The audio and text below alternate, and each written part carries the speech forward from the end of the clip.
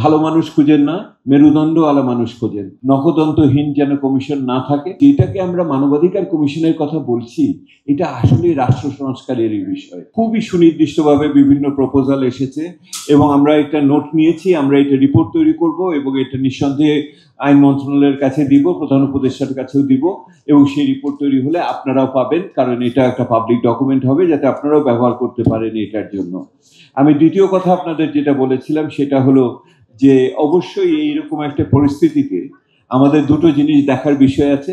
নখদন্তহীন যেন কমিশন না থাকে, সেই কমিশনে নখদন্ত দিতে হবে এবং তার বিভিন্ন ধরনের অস্ত্রশস্ত্র দিতে হবে, এইটা সকলেই বলেছেন। আর একটা বড় আলোচনা আমি প্রথমেই শুরু করেছিলাম, ভালো মানুষ খুঁজেন না, মেরুদণ্ডওয়ালা মানুষ খোঁজেন, যে ক্ষমতার দিকে তাকিয়ে কথা বলতে দ্বিধাবোধ করে না, যে যোগ্যতার সাথে কথা বলেন, সেটার ব্যাপারেও আপনারা সমর্থন দিয়েছেন।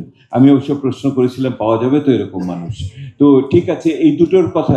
কিন্তু তৃতীয় আরেকটা বিষয়ে আপনার আমি মনে করি আজকে এখন শেষ করার সময় বলি, আমরা দেখেছি যে আপনার এই মানবাধিকারের বিষয়টি আমাদের রাজনৈতিক অনুশীলনের সাথেও, রাজনৈতিক চর্চার সাথেও গভীরভাবে যুক্ত রয়েছে এবং এই রাজনৈতিক চর্চাকে সাথে আপনার একই রকম ভাবে কর্মসংস্থান এবং শ্রমজীবী মানুষের অধিকারের সাথেও যুক্ত এরকম ভাবে রয়েছে।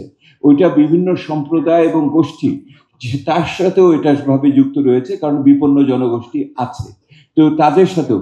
এবং সবচেয়ে বড় বিষয় এই যে আমাদের মানবাধিকার কমিশনের অধিকার প্রদত্ত অধিকারকে বাস্তবায়ন করা, আমাদের যে রাজনৈতিক অনুশীলনকে সঠিক পথে রাখা এবং বিপন্ন মানুষের অধিকারকে সুরক্ষা দেওয়া, এই সবগুলোর জন্য আমাদের বিচার ব্যবস্থাকে শক্তিশালীভাবে আমাদের যদি রক্ষা কবচ হিসেবে ব্যবহার না করা যায়, তাহলে আমরা কিন্তু সমাজ হিসেবে আগাতে পারবো না।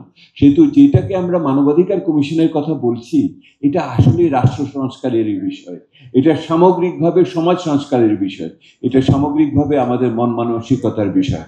আপনাদের আজকের এই আলোচনা সেই দিকে কিছুটা হলেও অবদান রাখবে বলে বিশ্বাস করি।